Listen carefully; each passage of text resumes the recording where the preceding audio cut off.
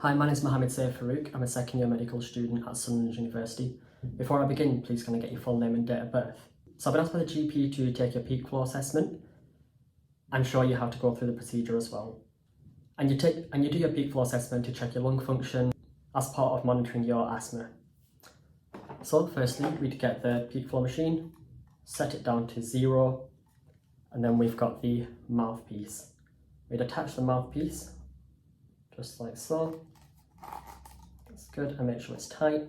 And when we've got the peak flow ready, you want to make sure you're sat up straight, and you take a very deep breath in and breathe out as hard and fast as you can. Take a breath out first, deep breath in. And again, making sure you've got a tight seal around the mouthpiece as well. So I've got a measurement of 550. Just going to repeat that again.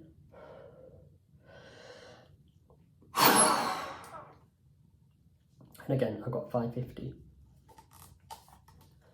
I can put that in clinical waste now that I'm done. That's great, thank you very much.